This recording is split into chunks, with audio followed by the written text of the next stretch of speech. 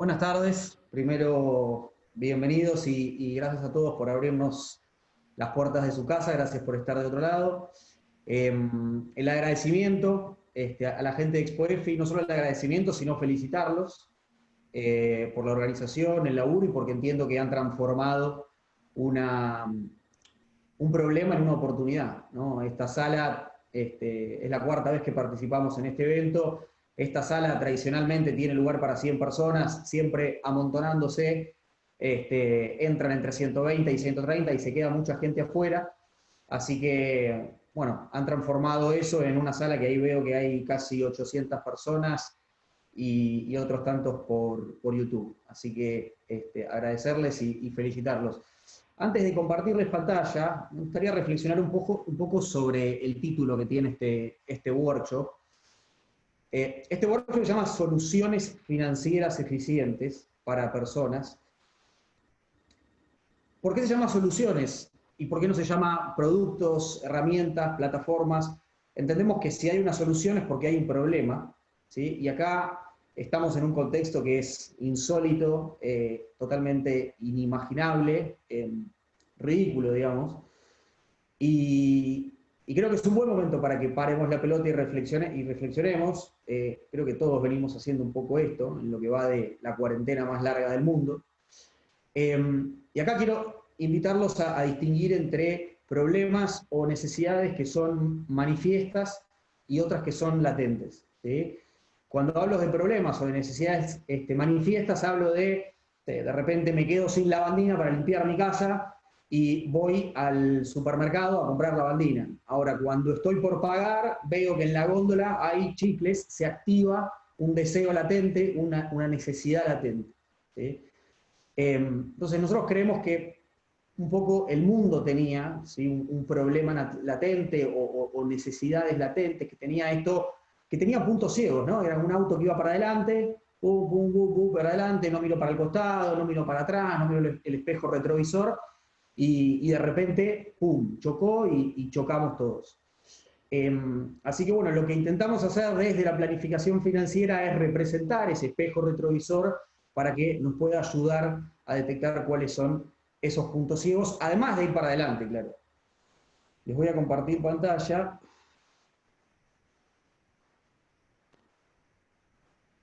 Bien, que alguno me confirme si se ve bien.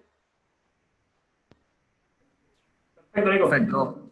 Bárbaro, gracias. Bueno, pasamos entonces a la presentación. Primero, bueno, contarles un poco, esta es la agenda, contarles quiénes somos, qué hacemos, hablar un poco de lo que está pasando en el mundo, de lo que está pasando en Argentina, ver un poco de alternativas de inversión y después abrir a preguntas.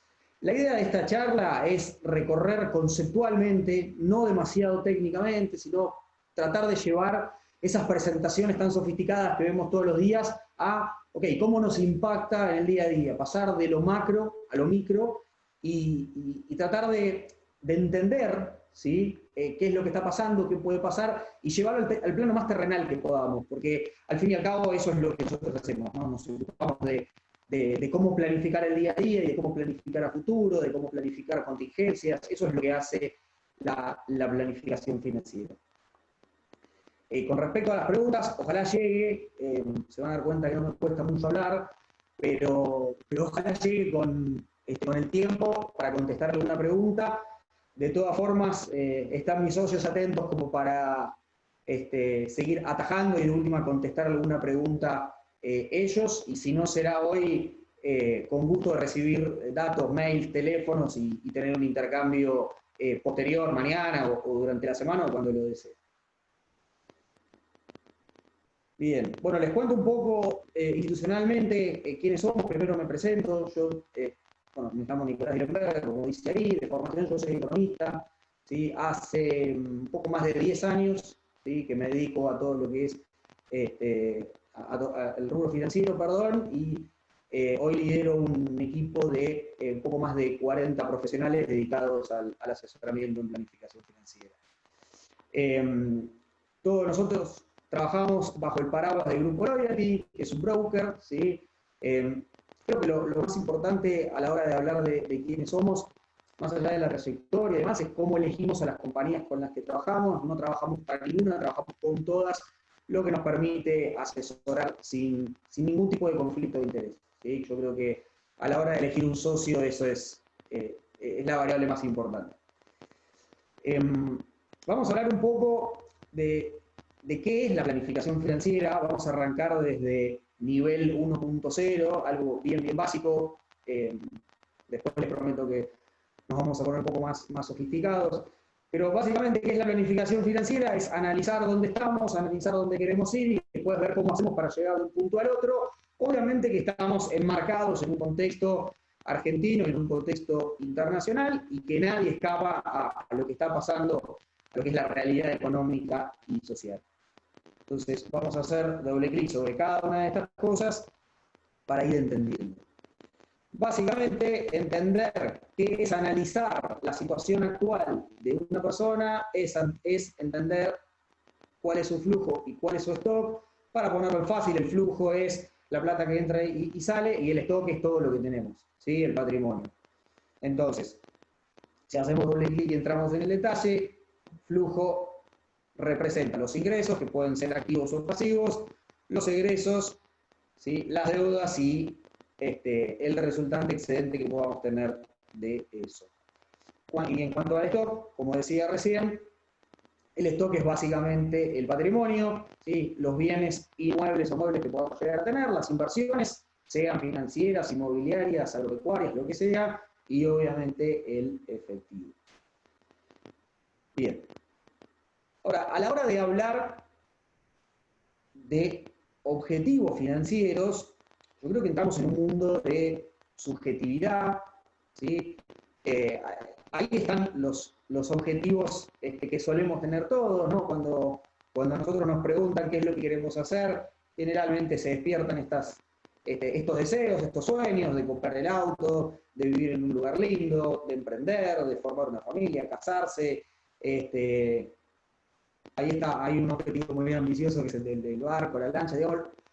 Sea lo que sea, yo creo que el denominador común que hay acá es que son todos objetivos y necesidades bien manifiestos, ¿sí? Entonces, acá es donde me gustaría que cada uno empiece a considerar si acá hay un efecto retrovisor que nos esté mostrando algún punto ciego. Digo, todo esto es bien manifiesto, ¿dónde está lo latente? ¿Qué se nos está escapando? ¿Sí? Entonces, si bien todos podemos tener distintos objetivos y distintas prioridades, y todo puede ir cambiando, porque si hay algo que está presente hoy en día, es el cambio, yo los quiero invitar a considerar si acaso objetivamente y por definición lo que les voy a mostrar no nos pasa a todos. Entonces, objetivamente una persona en algún momento nace, en algún momento empieza a trabajar, hay un 20 ahí a modo representativo, cada uno, les propongo que cada uno haga su ejercicio, ¿no? Y le ponga su número. En algún momento, ojalá tenga la suerte de cruzarse con nosotros, ¿sí? En algún momento todos dejamos de trabajar y en algún momento todos nos vamos a ir, ¿no? O sea, esto es la vida de una persona normal, ¿no? La vida de una persona. Nace, empieza a trabajar, deja de trabajar, muere. Bien. Ahora. Nico, te pido disculpas. ¿Sí? ¿Vos tenés un micrófono externo? No, ¿por qué? Porque hace un poquito de ruido. ¿Un poquito? Un poquito de ruido. Me preguntan si podemos mejorar el audio. Digo, se escucha y se entiende, pero hace un pequeño ruido de fondo. A ver si... ¿Ahora cambia? Ahora, por ejemplo, yo no lo siento más. Espero que todo el resto de los asistentes tampoco. Así que te propongo que avancemos. Bárbaro, gracias. Bueno, cualquier cosa, interrumpime, Fede. No, está bien, gracias a los que hicieron el comentario. Bárbaro. Bien, bueno, y ahí están todos los objetivos manifiestos, ¿sí? que decíamos, ¿no? Ordenados, no necesariamente de forma cronológica, cada uno ordénelos como quiera, pero lo que nosotros proponemos es trabajar a partir de este escenario que está dado, que a todos nos va a pasar. Entonces, ¿qué es lo que nosotros proponemos y qué es lo que nosotros pensamos? Bien, desde el momento en el que empezamos a trabajar a hoy, aprovechar los ahorros que podamos tener, ¿sí? Desde lo que llamamos el área de inversiones para poder trabajar a partir del excedente y tener alternativas que sean un poco más sofisticadas, pero no por eso menos simples que un plazo fijo o simplemente ir a comprar dólares, ¿no? Ahora vamos a profundizar un poco sobre esta idea. Bien, ahora, desde el momento hoy hasta el momento del retiro, de la jubilación, o el momento en el que queremos ser financieramente independientes, pasa un montón de tiempo, falta un montón de tiempo. Acá somos todos jóvenes, ¿sí? Pongo 65 con un signo de pregunta porque en realidad podemos hablar del retiro, digamos, desde el punto de vista legal a partir de cuándo es legalmente o está legalmente permitido que nos jubilemos y empecemos a permitir una jubilación, o de repente podemos tener el objetivo de trabajar toda la vida o de retirarnos antes. Entonces, bueno, ¿cómo aprovechamos el tiempo, ¿sí? Con una plataforma de ahorro para llegar a ese momento de la mejor manera posible? ¿Sí? Finalmente, ¿sí? Si nosotros nos morimos a los 100 años, ¿sí? O nos morimos conceptualmente cuando nadie depende económica y financieramente de nosotros, bueno, ese es el momento donde vamos a elevar el nivel intelectual de la conversación y quizás discutir la herencia. ¿Sí? Ahora, como nadie sabe en qué momento le va a pasar algo como esto, y ojalá el contexto nos esté proponiendo o haciendo reconsiderar este tipo de cosas, es que creemos necesario, ¿sí? La utilización de seguros de vida como garantía del proyecto, como plan de protección y como instrumento que soluciona la falta de tiempo. Veo que hay gente levantando la mano, lo que les voy a proponer es hacer todas las preguntas al final, o que le escriban a Fede directamente. Sí, estamos recibiendo varias preguntas y gracias por los comentarios también por el tema de la interferencia, Nico. Si te podés acercar un poco más al micrófono, antes mejoró. Bárbaro. Igualmente, quédate tranquilo. Se escucha perfectamente, pero hay una pequeña interferencia y cuando te acercás se disminuye. Gracias. Ok. Bien, ahora, ¿quién necesita asesoramiento? Sería la pregunta, o ¿quién no necesita asesoramiento? Sería la pregunta. En realidad, esta es información de hace un año, elaborada por la consultora que lidera Guillermo Oliveto. No hay, o por lo menos yo no encontré datos más actuales, con lo cual esto lo que hace es enfatizar lo que estamos hablando, ¿no? Si pensamos que a partir de $1.000 ya estamos dentro del 5% que más ingresos genera, ¿sí? Yo creo que es bastante preocupante. Ahora, a la hora de hablar, yo recién decía, bueno, ¿quién necesita o quién no necesita? Y seguramente el que no necesite es el que ya goza de independencia financiera y ergo sus dependientes van a gozar de independencia financiera. ¿Hay algún análisis o alguna muestra que podamos tomar para afirmar eso, digamos, desde los datos, como dicen hoy en día los políticos, ¿no? Que tomamos decisiones en función de los datos? Yo estoy de acuerdo con esa idea y quizás el dato más relevante o con menos sesgo que podamos tomar es que se está discutiendo el impuesto país, ¿sí? Que grava las grandes riquezas. Se está hablando de patrimonios arriba de 3 millones de dólares, y eso alcanzaría a alrededor de 12.000 personas. Eso no representa ni el 0,05 de la población, digamos, es extremadamente bajo, ¿no? Entonces ahí tenemos un parámetro para medir. Ahora, alguno me puede decir, sí, es cierto, ahora el 40, 50, 60% de la economía se mueve en el mundo informal. Perfecto, multipliquemos ese número por 2, por 3, no llega ni siquiera al 0,1%, es extremadamente bajo. ¿Sí? Con lo cual lo que hace es enfatizar la necesidad de planificar. ¿Sí? Bien, ahora, ¿cómo está la Argentina con estas cosas? ¿Cómo está la Argentina en cada una de estas áreas de trabajo? El año pasado, nosotros, mostrando este mismo análisis, lo que veíamos es que había 400.000 cuentas comitentes en la Argentina, ¿sí? Lo cual nos da un número muy bajo y hay una muy buena noticia que es, hemos crecido mucho, ahora hablamos de más de 1,5 millones de cuentas abiertas, seguramente haya personas con más de una cuenta abierta, yo creo que es una buena noticia.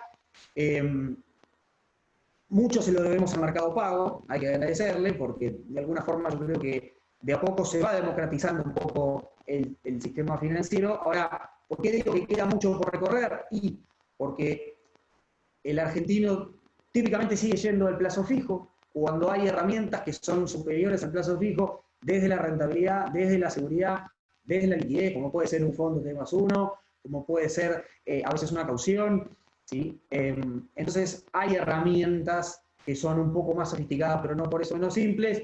Con respecto al dólar, yo creo que este es un análisis del año pasado, ¿sí? Lo que muestra, lo voy a sacar. Lo que muestra, el año pasado nosotros mostrábamos que el dólar bolsa estaba más barato que el del Banco de Inversión. Hoy directamente es el único al que tenemos acceso, ¿sí? Y sí, hoy en día, y vuelvo para atrás, hoy en día se está volviendo a hablar en el mercado de los instrumentos Dollar Link. Para los que lo recuerdan, en el tiempo anterior, ¿sí? Entre el 2012 y el 2016, los instrumentos Dollar Link funcionaron, ¿sí? Como una muy buena manera de seguir al dólar oficial y fueron BD. Yo estoy de acuerdo, ¿sí? Siempre y cuando obviamente nos paguen las deudas, ¿sí? Y obviamente mirar y tener en cuenta emisores, ¿sí? Cuyos beneficios dependan de la cotización del dólar como para que tenga sentido. Vamos a avanzar. Bien. Cuando miramos el mundo de las acciones, bueno, acá lo que nos tenemos que preguntar, el análisis que hacemos es, y en pesos el mercado, ¿cómo está? Y en dólares, ¿cómo está? Bueno, cuando ajustamos por dólar, realmente nos da, y sobre todo cuando comparamos con pares de la región, la verdad es que nos da que está bastante barato. ¿Está barato o está caro? Y si se arregla, mucho uno me podría decir, y si se arreglan con los bonitas, en realidad podríamos decir que está barato. Si no se arregla, Argentina, no solo este mercado, sino todo está caro, ¿sí? Entonces hay que quedarse con el cash y esperar la oportunidad, ¿sí? Pero somos constructivos, ahora después voy a tocar el tema de la deuda. Y cuando nos metemos en el mundo internacional, se está hablando del mercado canguro, de qué es lo que está pasando, por qué pasa. Bueno, es bastante sencillo. Posteriormente voy a tocar el tema de qué es lo que están haciendo los bancos centrales del mundo, pero ante tanta emisión y tanta liquidez, bueno, básicamente hay mucha plata y en el mundo o el americano en promedio ahorra en acciones porque confía en ese mercado y esto lo que está generando es que el mercado financiero se distinga de la economía real y vaya a los altos. Entonces de repente teníamos momentos de euforia, momentos de toma de ganancia, momento de euforia, momento de toma de ganancia. Algunos me podrían preguntar, ¿acaso esto no es una burbuja? Bueno, puede ser, mientras Estados Unidos siga funcionando, mientras el dólar siga funcionando como reserva de valor en todo el mundo y la confianza que tiene el mundo en la moneda siga vigente, entonces va a durar, ¿sí? Entonces, lo que venimos viendo es un mercado financiero más en modo todo o nada, ¿sí? Donde la posibilidad de tener alguna renta de forma conservadora hoy es más complicado. Sí, la posibilidad de dolarizarse o tener estrategias, digamos, que busquen acompañar al dólar y sí la posibilidad de entrar al todo o nada con acciones. Bien, con respecto a tema ahorro, a tema retiro, a tema jubilación, no sé si lo escucharon hoy a Claudio Suchovicki, él hacía una pregunta retórica que yo hacía exactamente la misma pregunta el año pasado, y cuanto más fácil es hacer una pregunta retórica si les puedo ver las caras, no veo ninguna, así que es bastante complicado, pero él decía, les pregunto quién quiere vivir de rentas. ¿A quién no le gustaría ser financieramente independiente y vivir de rentas? ¿Sí? Bueno, yo creo que estamos todos en ese lote. ¿no? Está el que trabaja para dejar de trabajar y el que trabaja para el día de mañana hacerlo por elección y no por necesidad. Los invito a preguntarse y a reflexionar dónde están, ¿sí? Si lo tienen planificado, cómo lo tienen planificado. Bueno, y él decía algo muy interesante, que era, el mundo no paga rentas. Hoy el mundo está a tasa cero y seguramente lo esté hasta 2022. Eso es lo que el mercado dice, opina, piensa. Entonces, en ese sentido, hay que animarse a considerar otro tipo de objetivos, de plataformas. Esto que ven acá es un informe hecho por la consultora Mercer, ¿sí? Donde lo que mide es los sistemas previsionales en base a la adecuación, sostenibilidad y la integridad. Argentina está acá abajo, ¿sí? Prácticamente último cómodo con India, perdón. Y básicamente, bueno, ¿por qué el mundo va a estar a tasa cero? Para retomar lo que decía antes. Bueno, básicamente porque el mundo hoy necesita consumir, no necesita ahorrar, ¿no? Ahora, todos sabemos que los sistemas previsionales del mundo, ¿sí? Están quebrados, son estructuralmente débiles, hay demasiada gente, ya hay demasiada gente grande por la cantidad de aportantes que hay, entonces eso hace que sea inviable desde el punto de vista estructural, ¿sí? Claramente la situación en Argentina es más grave por todas las debilidades, para la redundancia, estructurales que nosotros tenemos. Antes de entrar me llegó la noticia de que aparentemente no nos bajan la calificación y seguimos siendo emergentes, no pasamos a ser frontera. Les comparto la primicia. Y en último lugar, ¿cómo está el área de protección? Seguramente sea el tema o el área más importante y sea la que peor está, ¿sí? Está absolutamente comprobado que cuanto más grande es un país, más grande y más desarrollado es su sistema de seguros, ¿sí? El sistema de seguros crea riqueza, ¿sí?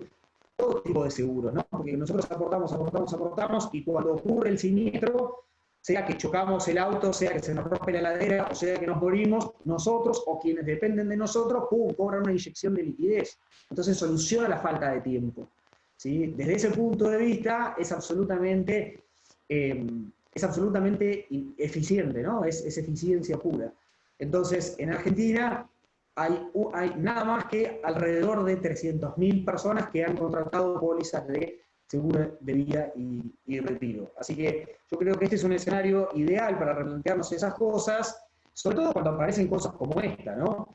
De repente nos enteramos que esto existía, ¿sí? No sé ustedes, yo no sabía que existía esto. Ayer salió otra nota en Infobae que hablaba de un grupo de empresarios y emprendedores que habían elaborado un sistema para estructurar seguros contra la pandemia y que se los habían rechazado de todos lados. Bueno, la gente de Wimbledon, la verdad, creo que hay que sacarse el sombrero, así que ojalá genere un efecto contagio.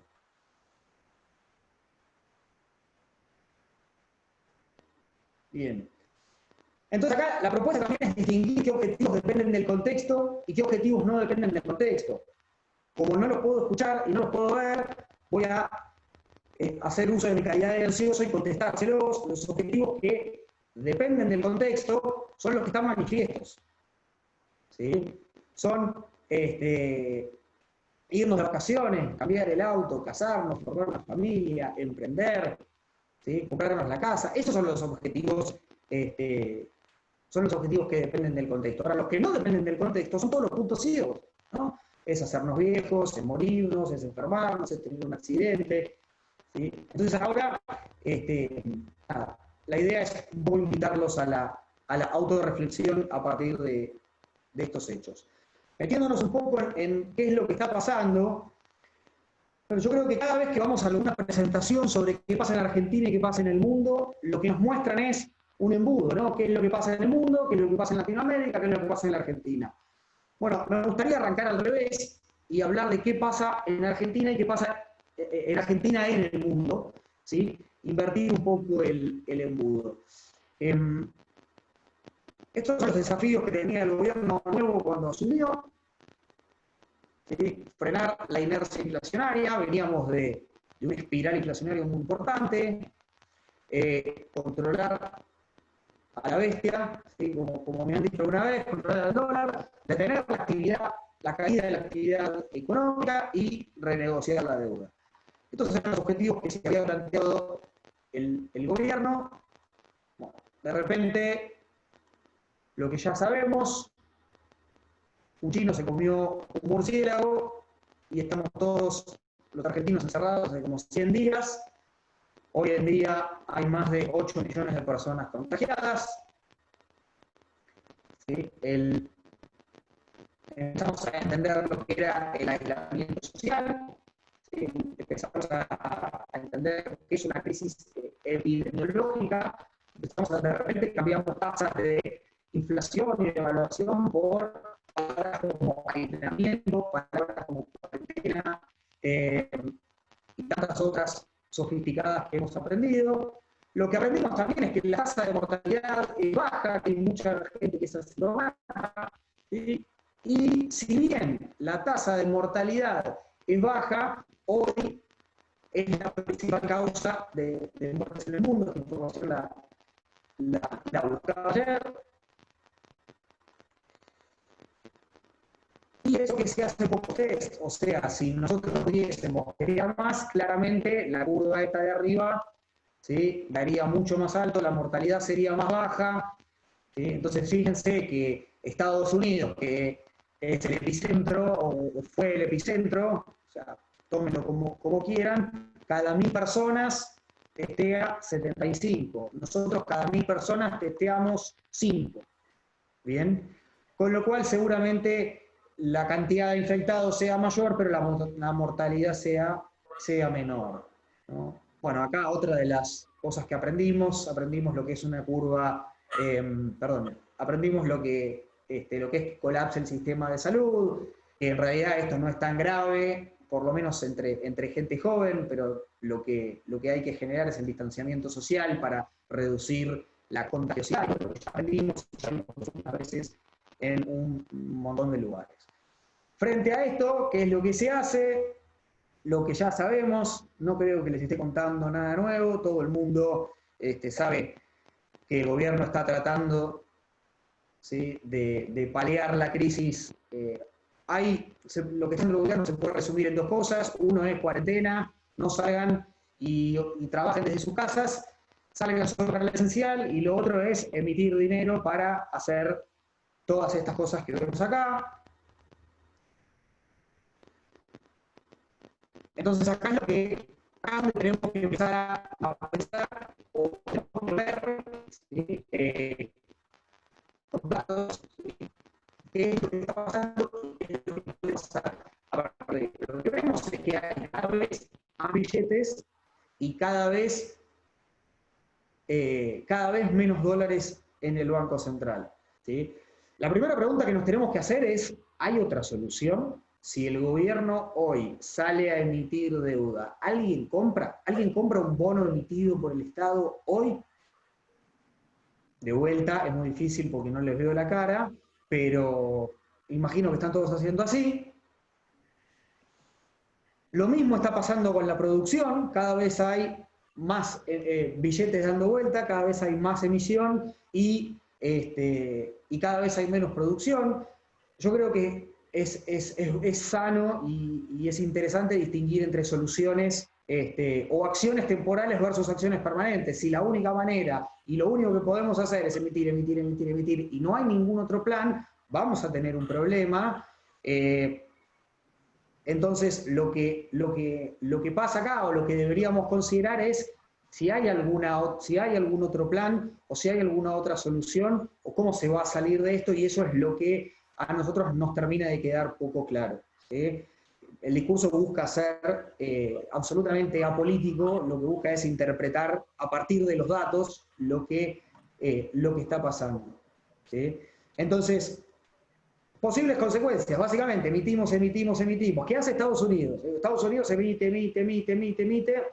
Ahora, en algún momento, cuando la economía empiece a caminar, ¿sí? ¿Qué es lo que tiene que hacer para que todos esos dólares no se trasladen en inflación? Bueno, los tienes que estabilizar. Ahora, ¿puede hacerlo? Y siempre ha tenido mucho éxito. Ahora, ¿qué pasa? ¿Cómo funcionan los dólares? Los dólares funcionan para comprar lo que necesitan los americanos y también funciona como reserva de valor. Es una moneda fuerte como para invertir, lo vimos en el gráfico de antes. ¿Sí? Esa es la razón por la cual no necesariamente la emisión en un país de primer mundo donde la moneda o donde la gente confía en la moneda debería generar inflación. ¿Qué pasa acá? Todo lo contrario. ¿Sí? Les pregunto, ¿alguien quiere pesos? ¿Alguien guarda pesos abajo del colchón? ¿Qué es lo que pasa? Hoy no hay una inercia inflacionaria muy grande porque básicamente lo que consumimos son alimentos esenciales, productos esenciales. Ahora, con el tiempo, cuando esto empiece a pasar y con el tiempo, cuando volvamos a salir y empecemos a consumir, bueno, ¿a dónde van los pesos? Van a consumo, eso genera inflación y por otro lado, les pregunto de vuelta, ¿alguien quiere invertir en pesos o prefieren un portafolio dolarizado? Seguramente muchos me contesten, prefiero un portafolio dolarizado, con lo cual esto genera, ¿sí? En una economía dolarizada de hecho pero no de derecho, genera una presión inflacionaria, ¿sí? Entonces genera esa espiral que va por los dos lados, ¿no? Por el efecto directo de los pesos contra inflación y por el efecto indirecto que es peso, dólar, inflación.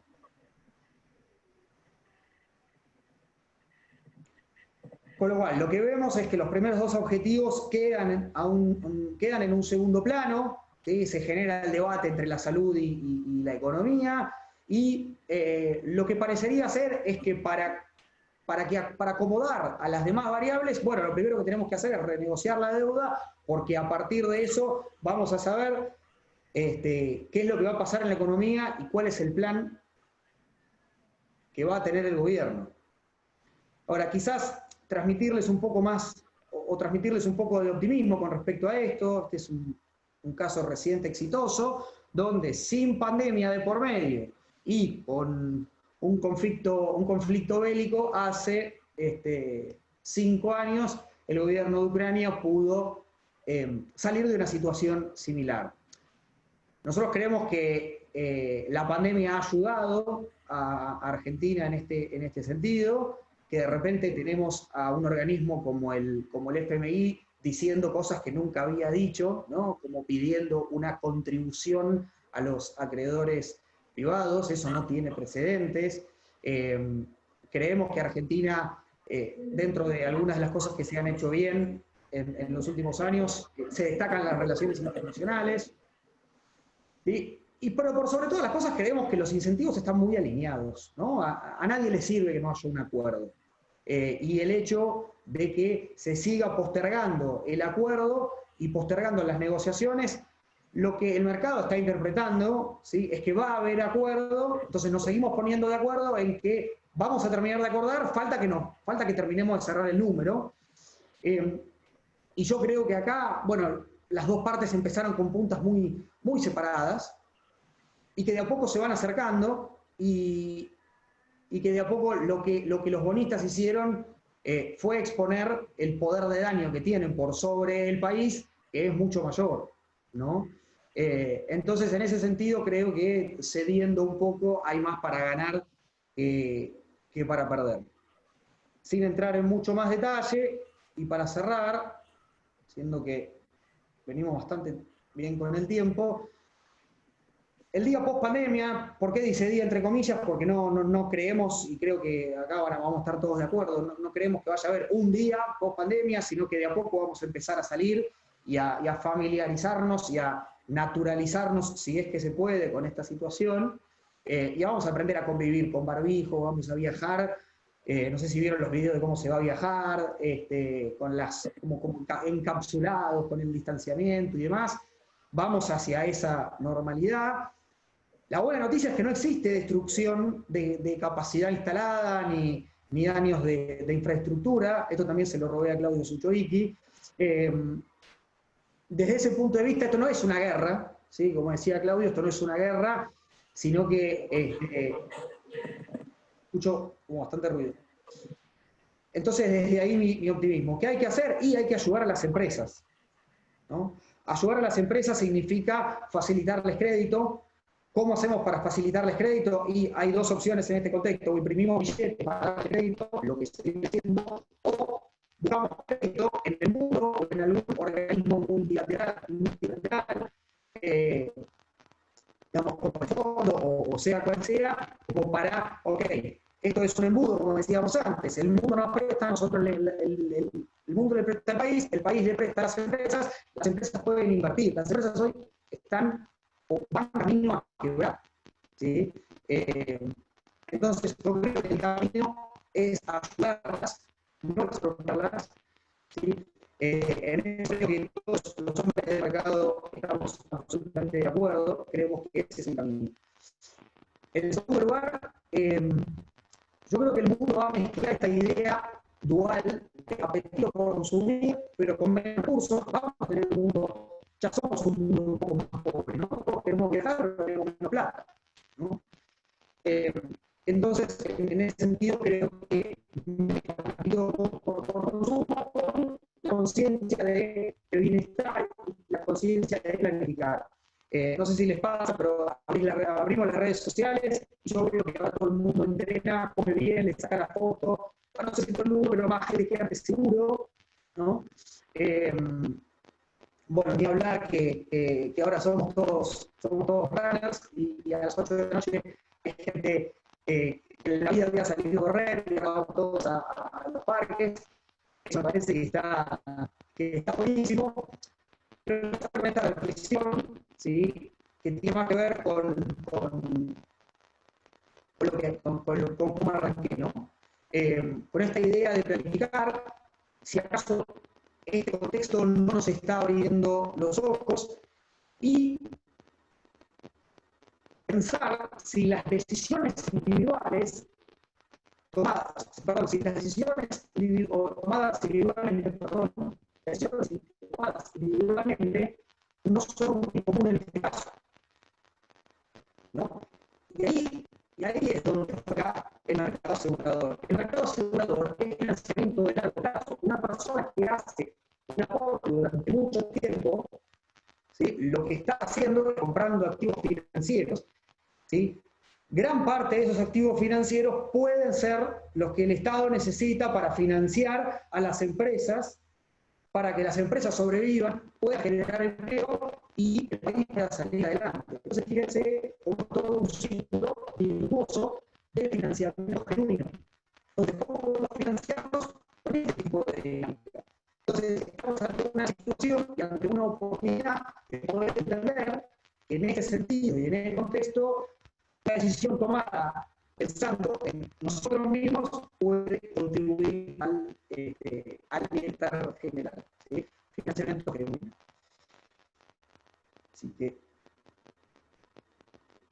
no tengo mucho más, ahí quedan mis datos. Sé que Fede estaba recogiendo por Zoom y estaba también Facu con YouTube. Así que bueno, calculo que algunas preguntas, sí, tenemos 5 minutos, si hay alguna pregunta, y las que no lleguemos a contestar hoy, el compromiso de contestarlas a lo largo de la semana.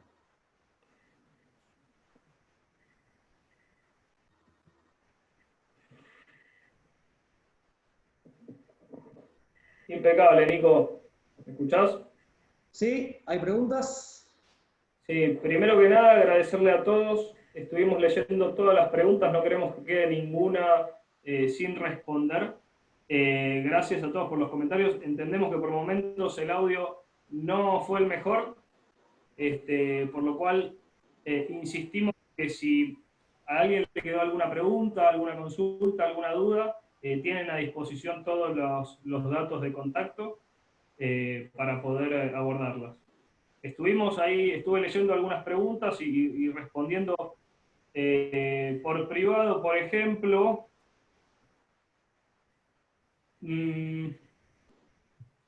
Martín Rosado nos pregunta, bueno, gracias por la presentación, te dice, ¿Creen viable o posible un impuesto a los CDRs?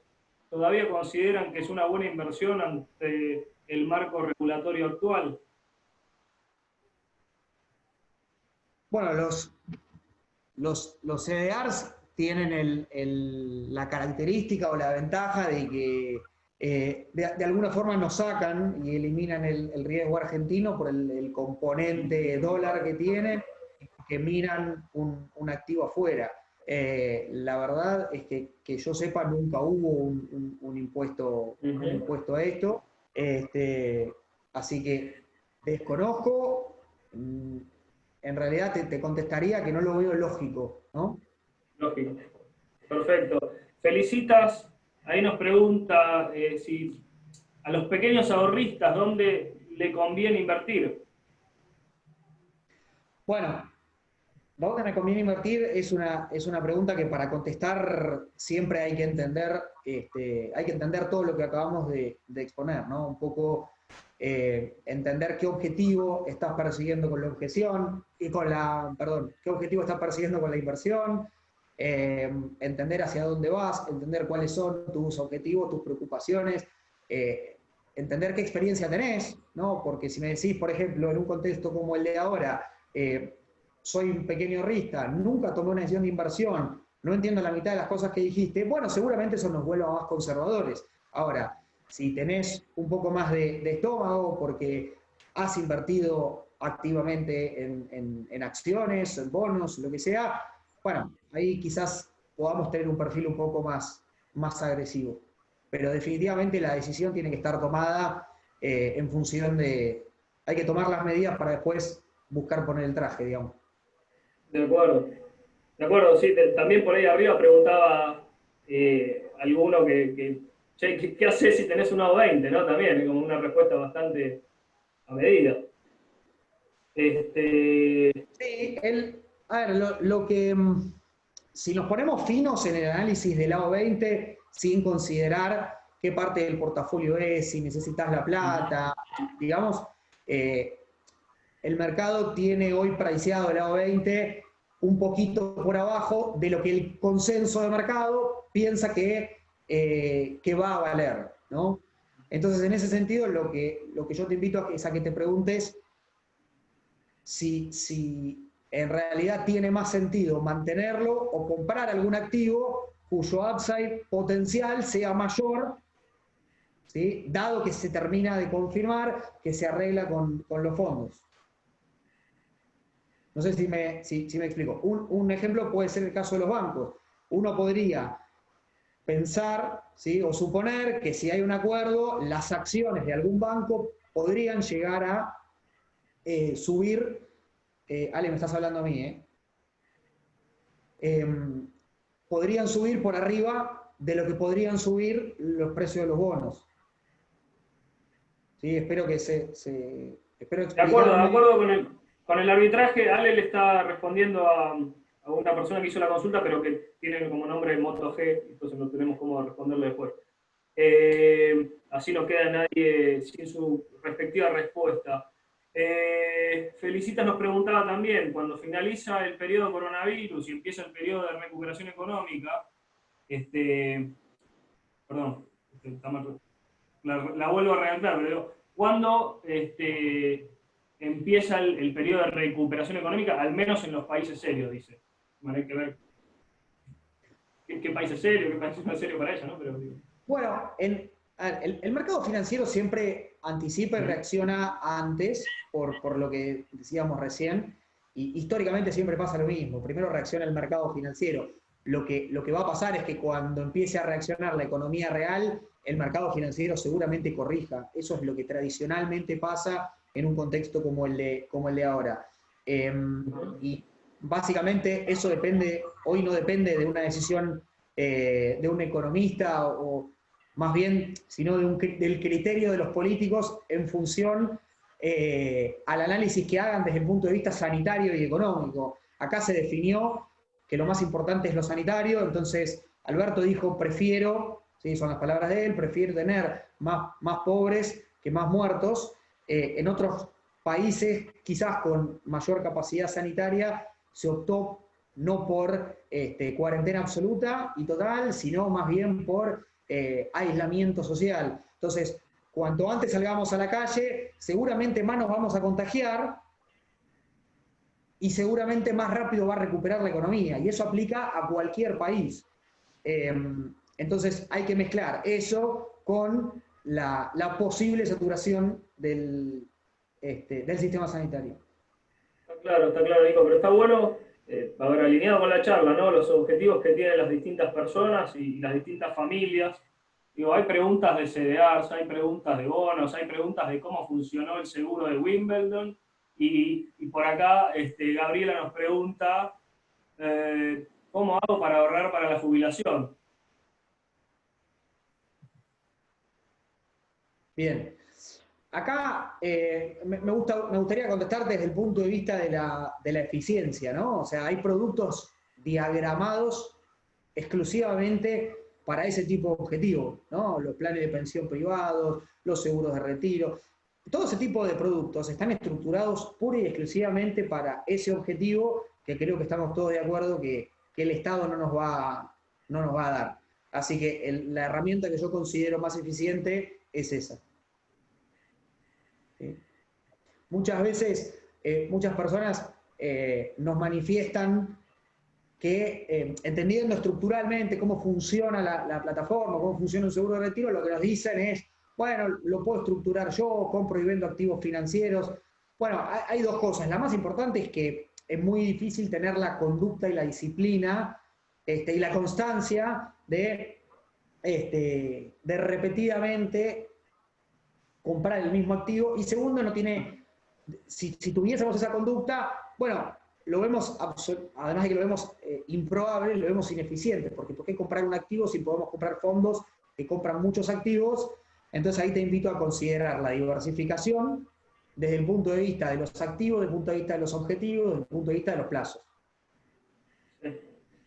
Ni hablar, hay miles de preguntas. May nos comprometemos a responderlas todas. Nico, si querés que te haga alguna más, tenés 5 o 10 minutos o hacer un cierre. Muy bueno todo. Bueno, gracias a todos por abrirnos las puertas de su casa. Esperamos que lo hayan encontrado útil y bueno, quedamos a disposición. Muy bien, gracias chicos.